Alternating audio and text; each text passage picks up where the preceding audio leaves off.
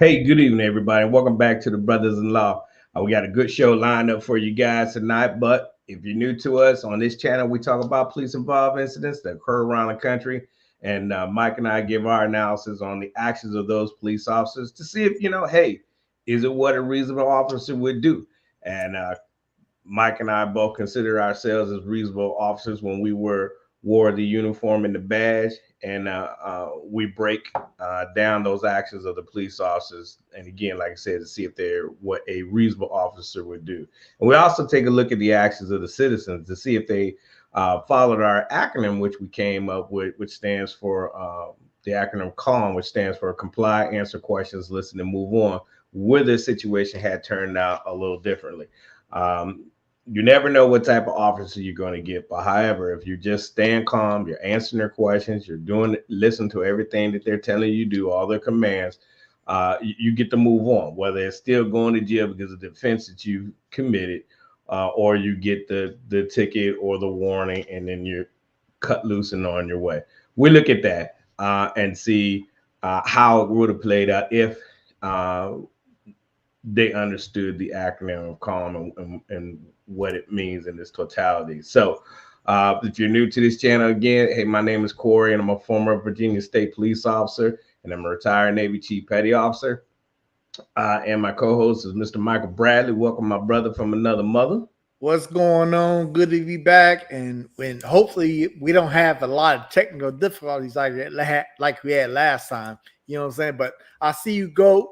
I see you, Tone. I see you, Stacy. You know what I'm saying? Thanks for joining us, Delando. I see you on here. We got a good one. It just shows you how things could go south real fast. Real fast. You know what I'm saying? One minute you just answering the call for service like it's no big deal. Next minute you fighting for your life or fighting, it's a mess. It can be a very unpredictable. Yeah, to say the least, it can be very unpredictable, and it just really might, for me, puts the icing on the cake. Why I hate when you always hear news media say, a routine call for service or a routine traffic stop, because you never know as an officer what you're about to walk into. And so tonight's video, shows that, and how fast an officer has to make a decision on whether or not they're going to use deadly force or not, right? Yeah. No matter what the mindset of the individual is, that citizen, the officer has to make a decision quickly, because you're getting into a life and death situation. And so before we get into it, please go ahead, everybody, if you don't mind, go ahead and hit that like, share, and subscribe button for us. Welcome to all our new subscribers that we got last week. I appreciate you guys. And so, Mike, let's go ahead and get into this. All right. What's up, Jesus loves you? I see you on here. All right. So this happened last month.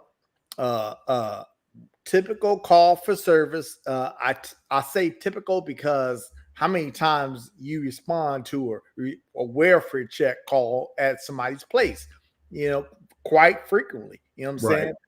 So this is nothing out of the ordinary as far as the call for service.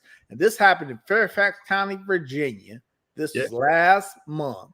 And this officer had received a call of a welfare check. Make sure that the tenant was all right. Now, what this tenant was doing that caused somebody to have a welfare check on them, I don't know. You know what I'm saying? But nonetheless, that's how this starts off. Okay. A welfare check, Fairfax County, Virginia. Let me start it off real quick. Which is about 3 hours north of where I am. I'm down in the Virginia Beach area.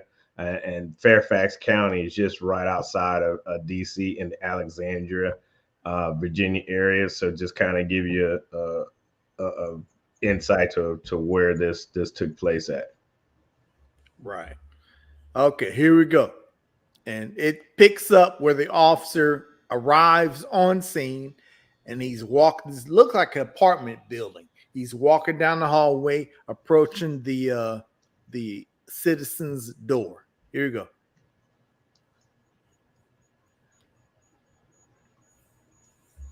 Then the audio will kick in just a second. Yeah.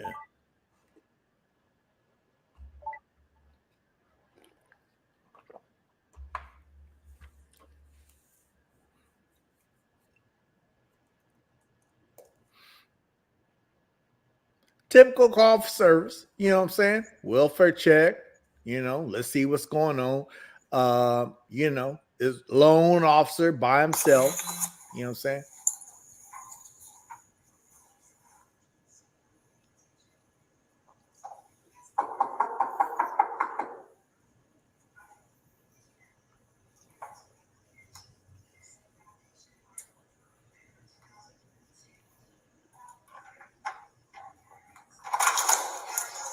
Hey man, I'm Officer Lou.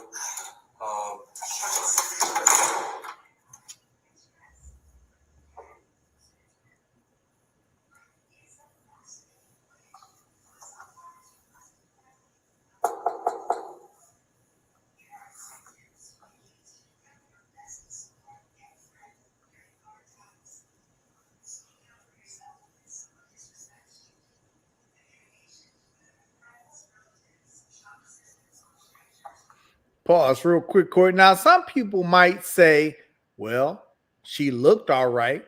She didn't want to talk to me. She closed the door. Why don't the officer just turn around and walk away? Right. But that's not how it works, though, right? Right. It's their job to do their due diligence to make sure everything is all right. There's no problems, issues, or concerns going on in there, and then be able to report that back to dispatch, who will probably let the caller know, hey, everything's all right. The officer, we send an officer by there. So it's not like you said, Mike, you just look, oh, she answered the doors, everything's gravy. Right. And move on. What's up, brother? Welcome, my brother. You got to do your due diligence and continue to make contact with her, even though she closed the door on you. You don't know what's going on with her, why I'm here for a welfare check. You know what I'm saying? You need to make sure, at minimum, make sure she's okay. You know what I'm saying? So that's what you'll see here. The officer continue to try to contact her. Here we go.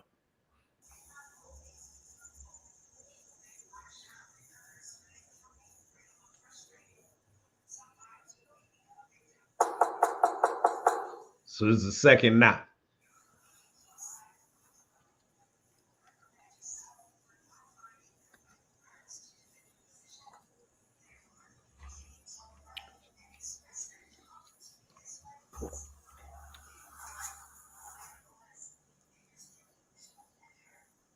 She's taking a while to come back to the door. Mm-hmm. Now, stay in the mind frame of this officer. I want you guys to stay in the mind frame of this officer. You don't know what's going on here, but you were here to check on her, to make sure she's okay. Hey, Scott, welcome.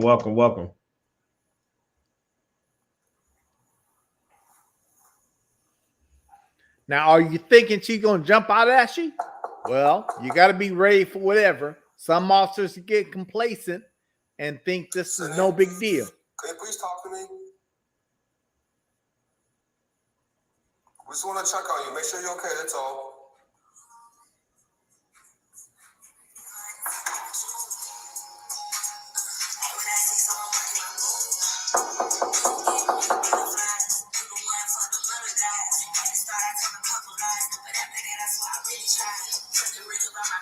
I don't know if that music is coming from inside this apartment or some other apartment opened the door to their apartment, and that's where the music come from. I don't know.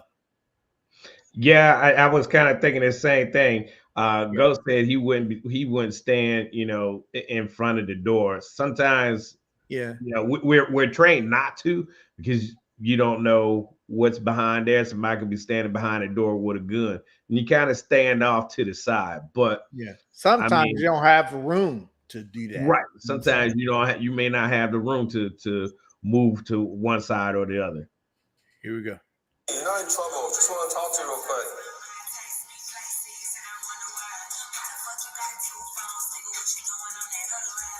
Sydney, please.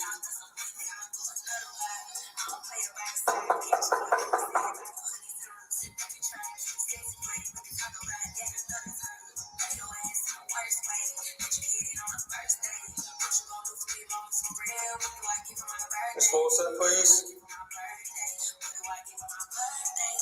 Due diligence. Here we go.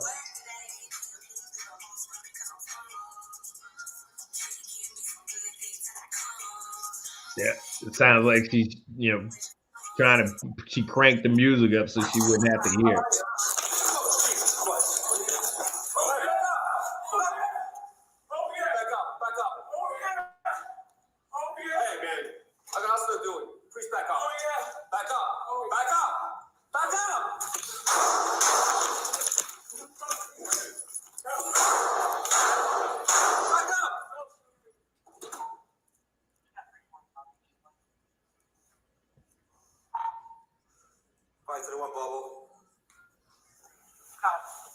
She cut him. She cut him in the face. Single one.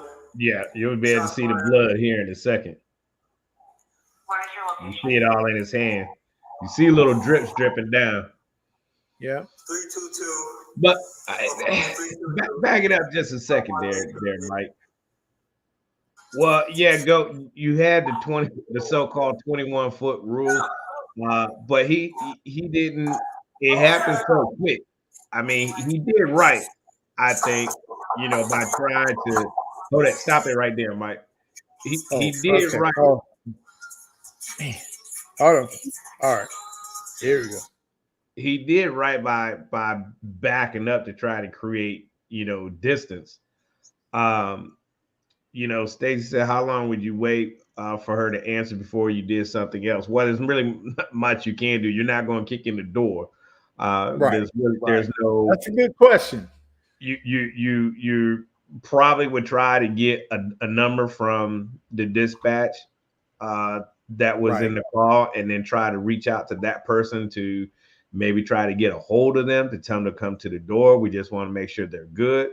But you're not. I mean, you have no legal standing right now to gain entry into the house by just walking in, unless you can articulate that there is some life or death situation going on that you're hearing going on in there that raises the concern that somebody's life may be endangered. Then that will probably be your only way of gaining in it. But then that's on a thin line within itself. But he creates that distance, Mike, and gave her the verbal warnings to get back, et cetera, et cetera. But some argue he waited too long to shoot. He didn't get back far enough. What say you? Every officer is different in their perception of how they perceive things. The 21-foot rule out here in California, they did away with that. They don't go by that anymore. You know what I'm saying? There is no, and the reason being because they don't want to say you have to be 21 feet from me for me to shoot. You know what I'm saying? They don't want to be that specific because everybody's perception is different. Now, I might have shot earlier, but he didn't. You know what I'm saying? He waited a little bit. It's just how you as an individual officer perceives things. You know what I'm saying? You could have shot the moment she swung that knife at your direction. There would have been no. I mean, we're always trained to, still say, "Hey, drop the weapon, whatever," and still, engage.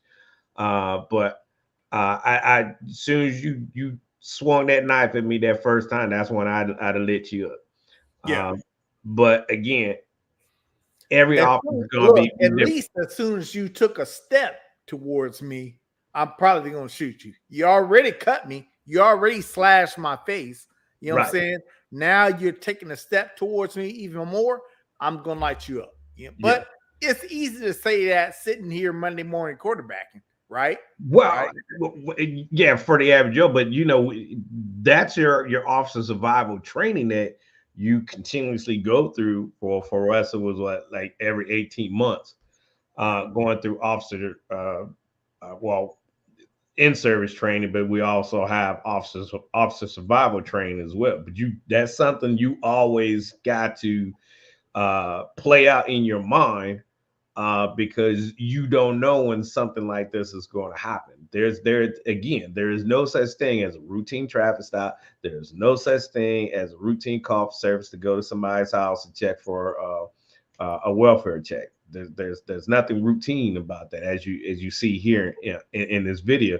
And sadly, this young lady, lost her life. Now, she may have had some type of mental health issues going on, and which is reason why the somebody in her circle wanted the police to go by and check on her.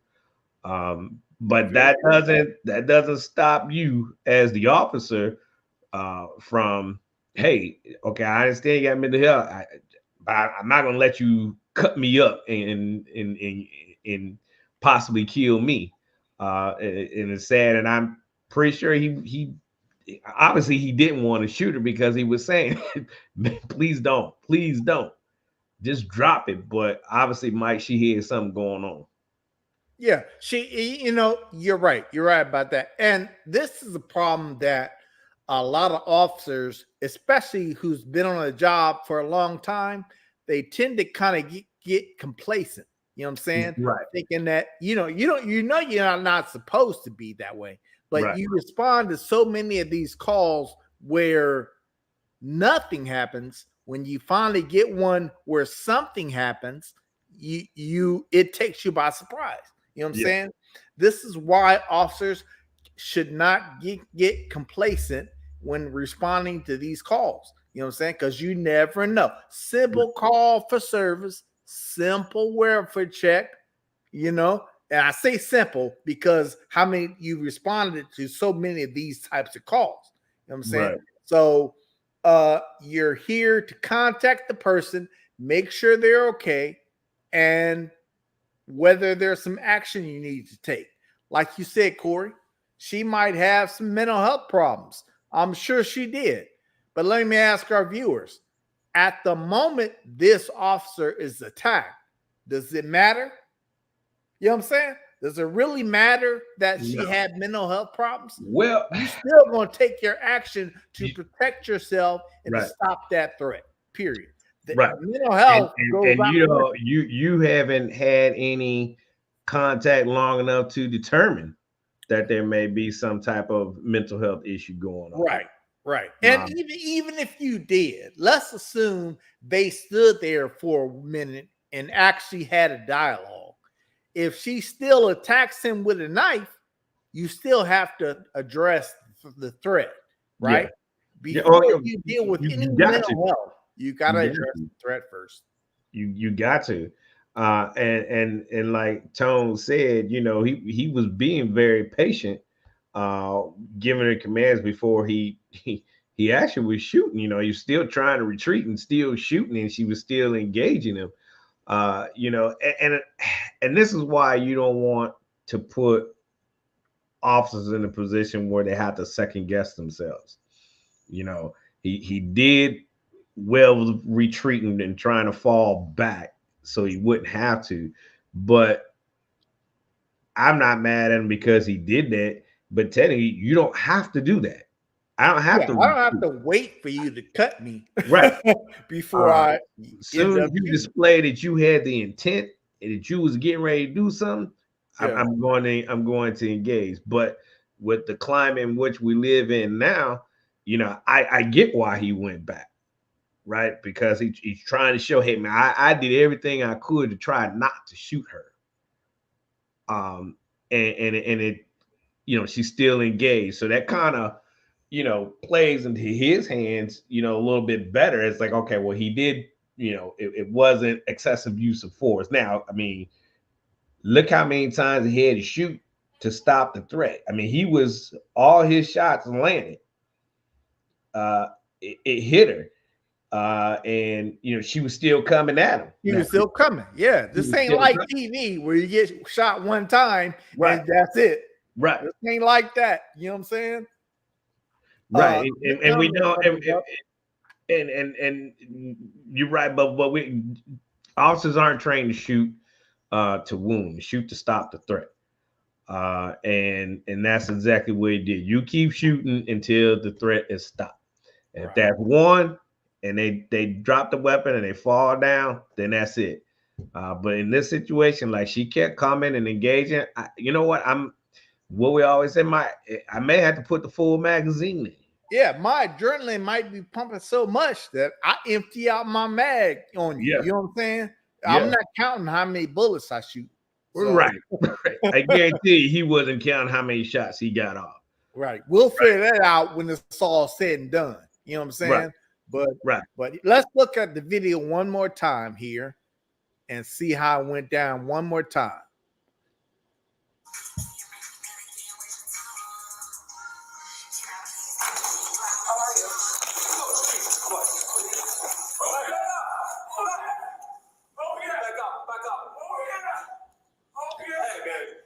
And you hear her voice. I mean, it's something's wrong.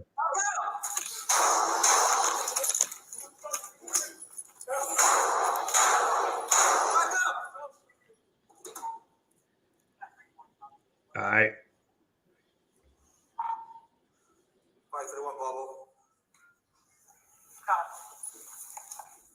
So she cut him pretty. She managed to cut him pretty good. Yeah. I counted 5 shots. How many did y'all count, viewers? See, I wasn't even counting. Apartment 322. No, Scott, he ain't have a lot of room to maneuver. I mean, yeah, he didn't. So, man, I mean, if you go back, Mike, you can stop it. He's just talking. If you go back to when she opens the door, she says, "How are you?" And then just shot. And I mean, yeah, that caught him off guard. Like, he wasn't expecting that. Who's expecting that? I mean, what is a welfare check? What is a reason that someone will call and request a welfare check, Mike? Oh, a lot of reasons. Maybe somebody is acting what someone would consider irrational. Maybe they're doing something, making some noises inside the apartment that don't sound right, normal noises. Maybe they sound like they're arguing with someone, overly arguing with someone. You know what I'm saying? Yep. There could be a lot of reasons. It depends. What would make me call the police on somebody to do a welfare check?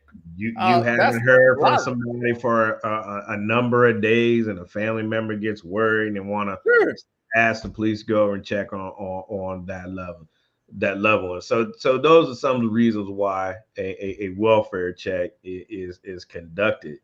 And so, yeah, you always got to keep your head on a swivel, but sometimes, like you said, Mike, officers will get complacent and they drop their guard and thinking, all right, you've probably been on like a half a dozen of them, so far that week in your work week, and like, okay, yeah, here we go, another one. You're thinking it could be just some little old lady that the son is worried about and just come and check on, because I don't know what was in the notes on his computer on CAD to know, hey, this is a 33-year-old female. How much information did he have prior to going up to the door? But I don't think there's need to get in the uproar over this whole thing. I think it was a good shoot. I really shouldn't even say that, because there's no shoot is good shoot, but I mean, because somebody's life is lost. This doesn't seem unreasonable. You know what I'm saying? Right. I would have done the same thing in this situation. I would have shot her too. I mean, that's a good question, Bubba. But why did he wait so long to fire when she is clearly marching, towards him? Again, that could be the climate in which we're living in today, which Tone responds to in the comments there. Yeah, it's just the climate in which we live in today, man. It's I have pulled out my weapon a lot, and I can tell you, I always, with sayings in my head and whisper to guys like, please don't let me shoot, please don't let me shoot, please don't let me shoot, because so much is going to change when you're that officer and you pull that trigger. Yeah. Lives are going to change when you make that decision, right? And you can see here in this video, I mean, he really had to make that decision really quick. Like, I got to retreat and I got to shoot, even though he's backing up. I mean, he tried to make it where he tried not to have to shoot her, but at the end of the day, it's either, him going home to his family or not going home to his family, or, stopping the threat. And that's a good comment, Scott. I mean, I've seen some lightweight, small females, of small stature, put up quite a fight. You know what I'm saying? They can hurt you just the same. So her size, in my opinion, doesn't really matter. You know what I'm saying? Yeah, you're right, Tone. In today's climate, they'll say, "Why didn't he taser?" Just a rule of thumb: taser is something I would use if I'm not faced with lethal force. A knife can be lethal force. I'm not going to pull my taser out if you pull a knife out. I'm going to pull a gun. You know what I'm saying? So that's rule of thumb right there. When you see that where officers pull the taser when somebody has a knife, that's the exception to the rule. You know what I'm saying? But if you're coming at me with a knife, I ain't gonna tase you. We done. It's not taser time right there. And like we always say, Mike, the officer is trained to be one up on you. If you got a knife, clearly I'm not bringing a taser to a knife fight. I'm gonna bring my gun, and so I'm a one up you. You got a knife, I got a gun. And that's how that's going to be handled. But hey, look at it this way. You said 5 shots, Corey, right? Yeah. Look at it this way. He shot her 5 times. She still was coming. So do you think a taser would have stopped her? Probably not. You know what I'm saying? He shot her 5 times. Yeah, and she was a very tall, from what I read in a couple articles. 6'6". I think 6'6". And she played ball for Georgetown. So she wasn't a little woman. And so even still, I mean, size doesn't matter. I don't care if you're 4'8", you come at me with a knife, I'm still gonna shoot you. Yeah. Let's see what Bubba Buzz said. As soon as she opened the door, she made it clear she wanted to hurt him. Yeah, as soon as she swung that knife, that was clear intent at that point. I could appreciate the officer creating space because he was able to. You know what I'm saying? Like when you see at this point in the video, he created that space from her, and that's a good amount of space. You know what I'm saying? Unfortunately, she still kept coming at him. You know what I'm saying? Yeah. Well, look at the distance right there. I mean, no, at that point, no, I wouldn't be shooting right there. I'm giving the commands like he was doing. Hey, drop your weapon. But even though you still keep coming, I'm not going to let you close that gap. No. Right. Because as you've seen, 5 shots and she's still coming. She's still coming. Yeah. And he waited before he shot. He didn't shoot right away. But you can make that argument. I mean, I think that's fine. Right. I get it, because he's probably going through his head like situations I've been in where I'm playing in my head like, man, if I shoot, everything's gonna go to hell, right? And if I don't shoot, I'm probably gonna be dead. So I mean, I get why he waited. Yeah, I can get that. But I wouldn't have shot at this distance, even though she still has a knife. I mean, and clearly that looks to me. I mean, the body cam could be a little deceiving, but she's a little over 20 feet away, I would say, give or take. Yeah, but she kept coming in. It don't take much for you to close that gap. You know what I'm saying? And before he shot her, she got close enough to take another stab at him. You know what I'm saying? I'm not going to let you get that close. But how close am I going to let you get? it's your perception. You know what I'm saying? Yeah. Whatever you perceive is a danger to you. Yeah. 2 steps might be a danger. 5 steps might be a danger. It just depends on the officer, I think. You know what I'm saying? Yeah. And I heard that too, Tone, that she had a degree or some type of certificate in mental health. But again, that's not going to stop you from having some type of a breakdown. And like I said, clearly she was going through something in her life, and we may never know what that was. Yeah, that's the thing. But at the end of the day, a life is lost. Well, for all those citizens who will say, well, she had a mental health problem. The officer should have known that. The officer should have taken appropriate measures to deal with her mental health. That's what some people would say, Corey. But in this situation, you don't have time to deal with mental health. You have to stop that threat. You know what I'm saying? You deal with mental health when she is cooperating with you, when she is, she is understanding what you're saying, not when she's advancing on you with a knife. You know what I'm saying? We're not dealing with mental health at that point. Right. Not dealing with. I mean, yeah, Jesus love you. I mean, you have to be definitely not in the right frame of mind to want to attack a cop. Who knows what happened after that first time he knocked on the door and she came and then just shut the door on him. And then, is that the moment that she snapped? I mean, because we hear that's when the music came on. And is that when she got into her zone and then snapped and then it's like, F it, I'm out. This is it. Death by a cop or suicide by a cop, right? Could that be the type of situation? Yeah, I mean, we're Monday morning quarterbacking this. We don't know. We'll never know what her mindset was. But and again, Mike, I believe what you're saying, Mike. It'd be interesting to see what was in his computer to know. I mean, he might have just called, "Hey, can you go and check on a welfare check?" Loved ones are worried they haven't heard from her in a few days. Yeah. That's a mental health? I don't know.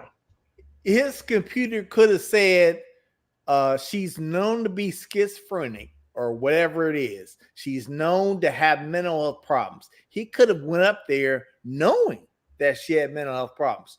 You still got to make contact with her and still make sure she's okay, whether she has a mental health problem or not, right? So let's assume that this officer knew she had a mental health problem. He still responded to the threat the way he should have. You know what I'm saying? Unfortunately, she had to, be shot. But hey, that's what you need to do as an officer. You know what I'm saying? Yeah. Now, think about it this way too. When we talk about mental health and it being a serious problem, and officers getting in shooting incidents with people with mental health issues, and a lot of talk out there that I've heard was, hey, we need to come up with, psychiatrist or somebody who goes to these calls and not the police. Now, let me ask you, since you said that, Corey, let me ask you. What if he did have a psychiatrist there with him? Do you think that would have made a difference at this moment? No, I don't. I don't think so. What do the viewers think? Do you think that would have made a difference if he arrived on scene with a crisis counselor or something like that? Would that have made a difference in this? Or do you think the woman already had her mindset made up and she was going to do what she was going to do? Look, she could have stabbed and killed the crisis worker and then came after him. Right. You know what I'm saying? And why I don't like that idea, Mike, is because now I have to worry about myself, and now I got to worry about this counselor. I understand that. Right. I actually don't have a problem with that for the most part. The only time, because there could be situations where you have actually time to talk to somebody in mental health crisis. You know what I'm saying? Yeah. You have time. They're cooperating with you on some kind of level that's allowing you time to deal with that. And you know, so the level of danger is very low.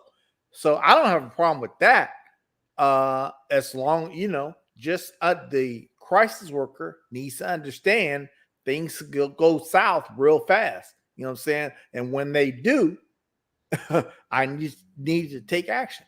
You know what I'm saying? Yeah. Well, I Jones said he disagrees. Maybe they could have talked her down. Um, I mean, how are you gonna do that over the loud music? True. Once she In, opened in that this door and situation, started slashing, yeah, I mean, she came to the door and said, "Hey, how are you?" And then Kate started slashing. So, how much time would you have to talk down? yeah, what could have been done at that point? When she starts slashing, she already showed that she is clearly a threat. You got to address the threat first. You know what I'm saying? So, you're giving a hypothetical to where you're assuming you might have time to deal with mental health problems. And, Well, you know, maybe in some situations you might, but this one, he didn't have time to deal with that. You know what I'm saying? here, so Scott, that's a good point. Thanks for putting that up there, Scott. He's saying that the officer was CIT trained from an article that he read, and there was a mental health professional who called them to do the welfare check. Okay. So again, so he didn't even have the opportunity to use the training that he had. The training that he utilized was officer survival training. Yeah. He had to kick that in first. You know what I'm saying? Right. Before he could even try to go and give her any type of counseling. I mean, maybe if those counselors were sworn officers. For our viewers that don't know, CIT means Crisis Intervention Team or Crisis Intervention Training. You know what I'm saying? So all our officers went through that. Some officers in other parts of the country may not go through that. I don't know. You know what I'm saying? But Yes, Tom. We do say time is on your side, and maybe he would have got to that point of being able to, but it happened so fast. Right. There was no time. And time is on your side until it ain't. Right? Ain't that what we always say? Time is on your side, which is a luxury until it ain't. You know what I'm saying? And this incident, clearly time started on his side, right? But once she opened that door a second time and started slashing, time ain't on your side no more. You know what I'm saying? He never even got the opportunity to say why he was there. Because when he was not face to face, right? When he tried to, she shut the door on him. So he never got that opportunity to put that skill set into use. But like I said, I don't have a problem like if those counselors that they want to use or bring into the picture are sworn officers. I wouldn't have a problem with it because that could just be your cover partner. And work that angle that way, but just have just a counselor themselves with no law enforcement training whatsoever coming along with you. I have a real problem with that. But that's something that you all can mention to your local PD and city aldermen and city councilmen and women to look at these things and come up with the ideas to improve policing with mental health, because it's a huge concern, and mental health is a real problem. I see it a lot. It's a huge problem, and we have to get these people help, and they don't need to be thrown in jail. No, they need to be admitted somewhere and help. and getting help. But But keep in mind, in my opinion, there's a line between mental health problems and police response as far as dealing with the threat. You know what I'm saying? When dealing with the threat is separate from dealing with mental health, because you can't deal with mental health if you have a threat there. The two cannot be together. What's the word I'm looking for? They can't be they can't coincide. You know what I'm saying? Together. So you have to address the threat first, and then we can get into a mental health problem. You know what I'm saying? Any mental health comes after we address the immediate threat first, right? Yeah. And so I believe he ended up going to the hospital and treated and released. And I haven't heard anything else because, like I said, this is 3 hours up the road from me here in Virginia where this happened. And so, maybe they'll come up with a toxicology report, and it may show something, it may show nothing. I hope nothing was in it. And she did have mental health issues, but you know what? How do you handle that? The suicide by a cop. I mean, it's a real thing. Like, and you put the officer in that position to where he or she has to make that decision, and it's a jacked up situation to be in for sure. I'm glad every day. I still thank the Lord I never had to pull the trigger. Yeah, me too. Had to draw. When you a cop, you're gonna have to draw plenty of times. Okay, you draw that weapon. Pull that thing out plenty of times. But most cops go their whole careers without ever pulling that trigger. You know what I'm saying?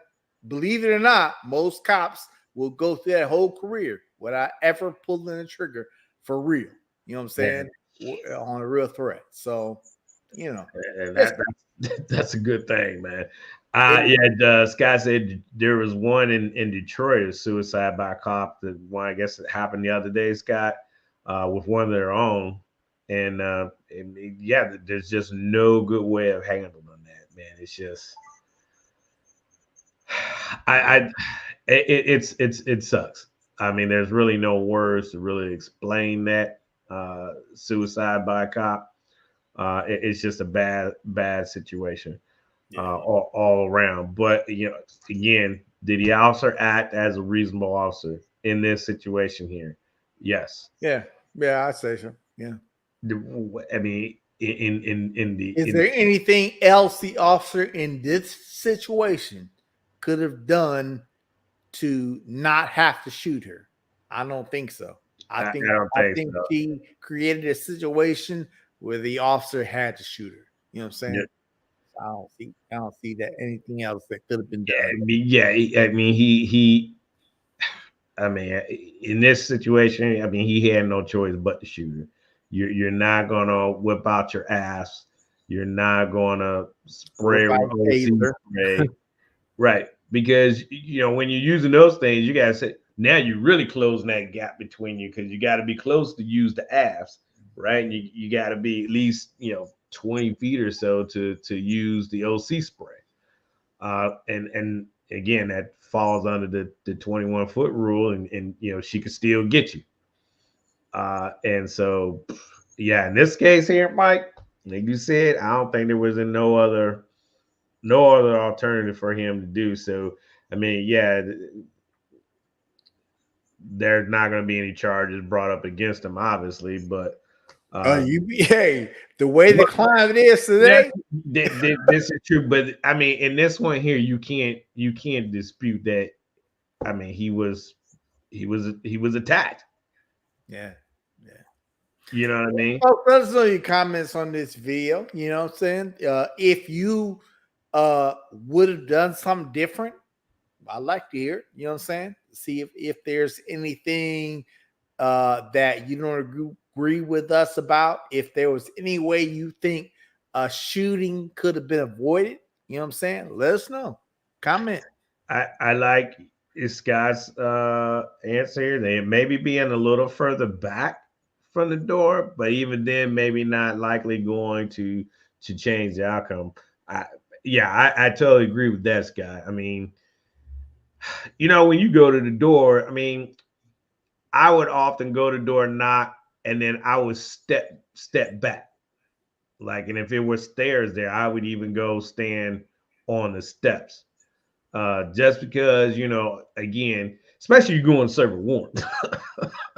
Oh, you yeah, go oh, yeah. you go and serve a warrant. These people probably know they got warrants out on them. Like, those are the ones that kind of make the hair on your back of your neck stand up. Now I know it's like, all right, look, I didn't see too many officer safety videos where guys go up and knock on the Get door shot and through the door. shot through the door, and it's like, you want to stand off to the side and try to, knock on the door, just so you'll be out of their line of sight, um, and conduct your business once they open the door. But again, just looking at that image that you just had up there, it doesn't look like he had much room to step off to the side one way or the other from where her door was.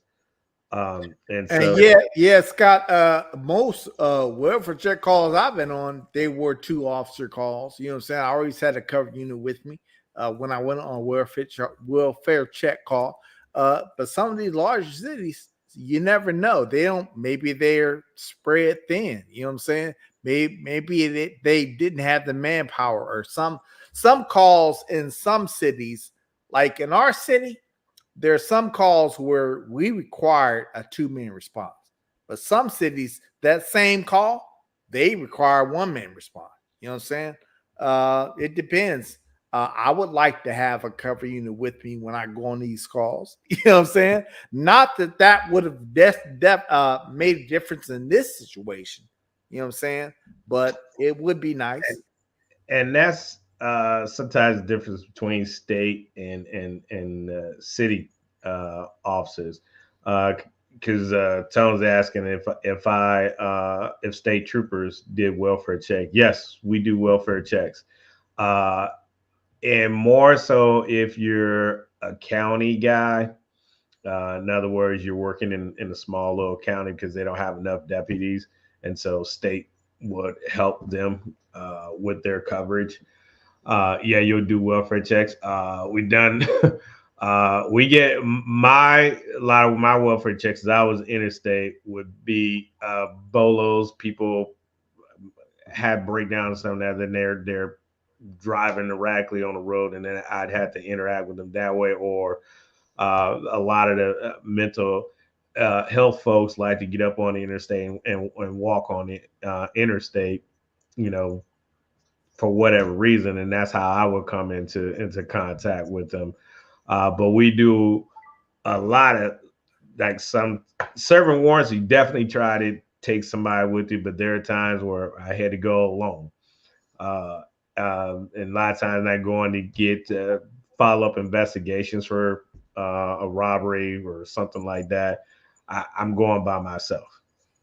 See, You tried it. You tried out there, you guys are out there on a highway. You know what I'm saying? Yeah. I always thought that was a little scarier because you by yourself most of the time. You know what I'm saying? I mean, that's why it's like I can only speak for Virginia. We didn't mess around. Like, if I don't have time for that, because I'm by myself, and you want to start acting stupid, I get stupid right with you, and I'm gonna lock you up. We just didn't have time for all that. And you have to be able to handle yourself, because you're back up maybe 20-30 minutes away, and that's running cold. And then you may not even, they may be tied up, and so you got to try to reach out to the city to try to get one of their officers available to come assist you. It's like, where my area, officers are always looking to get to back us up, because they know we was always getting into something. So it's like, oh, state, oh yeah, we're in it. Pursuits, they try to jump in and pursuit with us, and because we didn't have, the whole state was our jurisdiction. So I mean, you want to run the whole state, I was running with you. But in city guys, can't do that. You gotta stay within your city limits. But it's like out here in California, they have a California highway patrol, and they were usually single officers, one officer per car. You know what I'm saying? So most of the time they were on their own. Now, I will say in California, it always seemed to me like CHP could get covered really quick if they asked for it, if they need it. You know what I'm saying? But it's still some time, right? Because you still by yourself for a minimum amount of time. You know what I'm saying? So, but that's why I was glad that in the city, my cover unit was usually less than a couple minutes away. You know what I'm saying? Yeah. The city was divided up into 5 sections, basically, and there was usually a minimum of 2 officers per section. You know what I'm saying? So I always had a beat partner that worked the same area that I worked, so that he or she was always in my cover unit. You know what I'm saying? Didn't have to stay that way. You could call somebody from another district in the city if you need to, but cover was usually always right there. And when you need it. Yeah. I don't, it is what it is. He ended up there by himself, and still handled it. Would this still had changed the outcome? Probably not. You would just had 2 officers shoot. Right.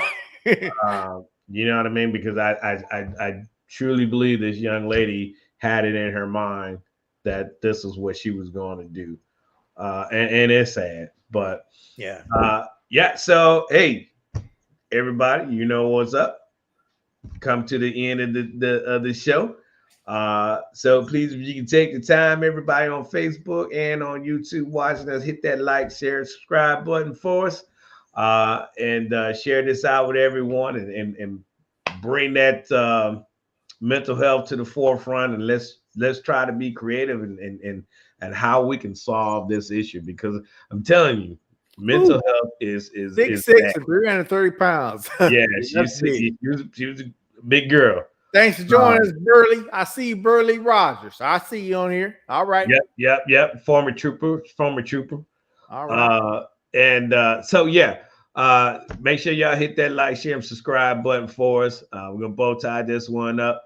And again, if you got one to share with us, Delando, we're gonna try to get that one you sent us, which I think is a pretty good one. But if you got something you would like for us to check out and break down here, feel free to hit us up at our email at brothersinlaw21@gmail.com, and we'll get that video on. If you'd like to join us on the show, please email us at brothersinlaw21@gmail.com, and we'll get you on the show. And we'll work with your schedule to record, or you want to come on live with us. It's up to you. We're flexible. We're retired. So we're very flexible. But we thank each and every one of you guys for joining us tonight, man. We greatly appreciate it. We love you guys so much. And Mike, final words. Thanks for joining us. Jesus loves you. I see you, Scott. Miss Taylor, I see you on here. Burley Rogers, that's the name I hadn't seen on here before. So thanks for joining us.